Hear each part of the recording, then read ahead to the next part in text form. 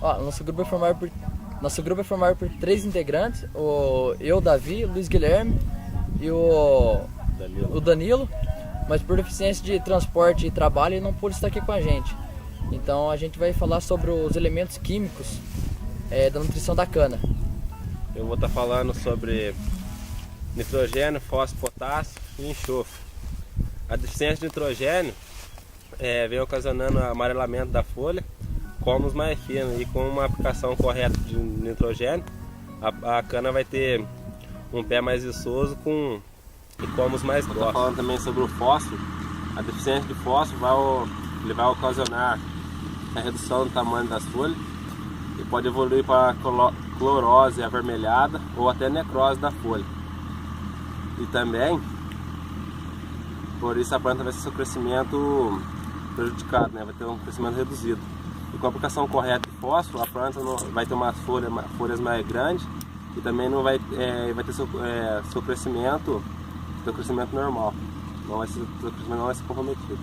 Também sobre o potássio. A deficiência de potássio na cana pode ocasionar mosqueado, áreas verdes claras, escuras, com a borda da folha com áreas amarronzadas, e pode evoluir também para necrose.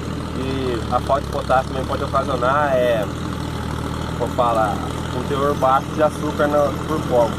E com a aplicação correta de potássio, a cana não vai ter deficiência na folha, vai ter um teor de sacarose elevado. A deficiência de enxofre na cana ocasionará em clorose generalizada das folhas, não havendo muita diferença entre as folhas mais novas e as folhas mais velhas. O uso de enxofre junto com nitrogênio terá um resultado com uma cana mais viçosa. O que eu vou estar falando da cana é o cálcio, o magnésio, o molibdênio e o ferro. Eu vou estar falando primeiro do cálcio, que é um elemento fundamental no desenvolvimento radicular da planta. E, portanto, com esse aumento de cálcio, você pode melhorar a nutrição geral da cana. E para aumentar o cálcio no solo, eles usam muita calagem. E os principais sintomas que aparecem com a falta de cálcio é o branqueamento e enrolamento nas folhas mais novas e uma necrose escura no ápice da folha. E esses sintomas são causados pelo uso excessivo de ferro. É considerado um metal-chave para a transformação energética necessária para a síntese e outros processos vitais das células. Eu vou estar falando também sobre as deficiências visuais, que pode ocorrer tanto em cana-planta quanto em cana-soca, que é o enraizamento superficial no período em que os brotos estão sendo alimentados pela raiz da soca ou do como. E no geral, esses acontecimentos ocorrem em reboleiras e em solos arenosos ou menos férteis. E ocorre essa deficiência fica entre 6 meses depois de assumir, que aumenta a eficiência da adubação nitrogenada e aumenta a produção de sacarose na cana. E vou falar sobre as principais deficiências que ocasionam com a falta de molibdênio.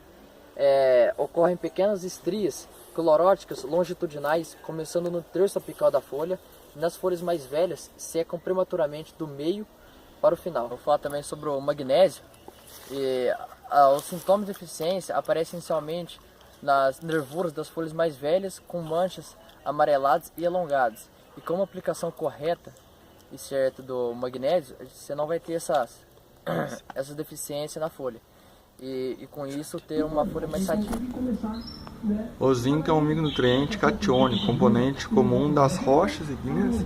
Um dos pontos mais interessantes sobre o zinco é que sua presença no solo não está diretamente relacionada com sua disponibilidade para as plantas.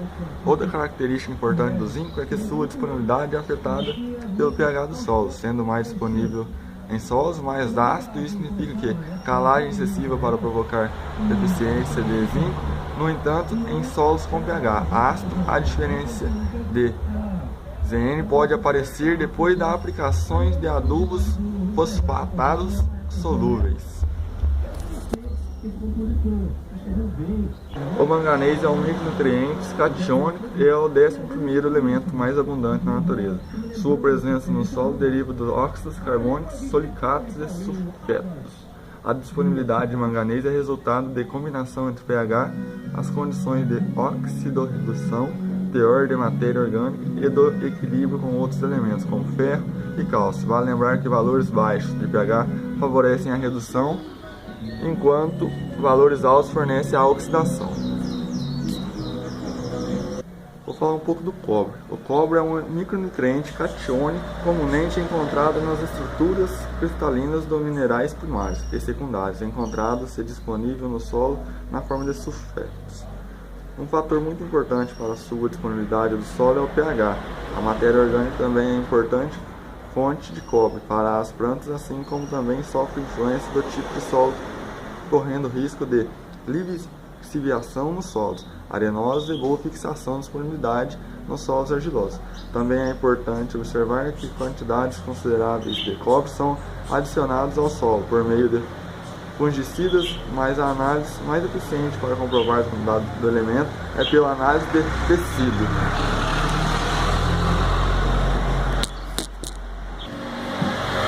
Já o boro é um micronutriente aniônico e na crosta terrestre se apresenta na forma de bórax.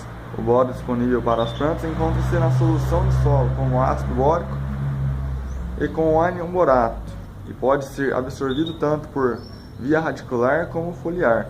Um fator muito importante para a sua disponibilidade do solo é o pH. A matéria orgânica também é uma importante fonte de boro para as plantas, assim como também sofre influência do tipo de solo, correndo risco de lixiviação nos solos arenosos e boa fixação e disponibilidade nos solos. Quero agradecer aí a atenção de todos os professores aí, pelo nosso trabalho aí. E como vocês podem ver, nós estamos no meio de um canavial muito ruim aparentemente, com várias plantas invasoras, um canavial fraco.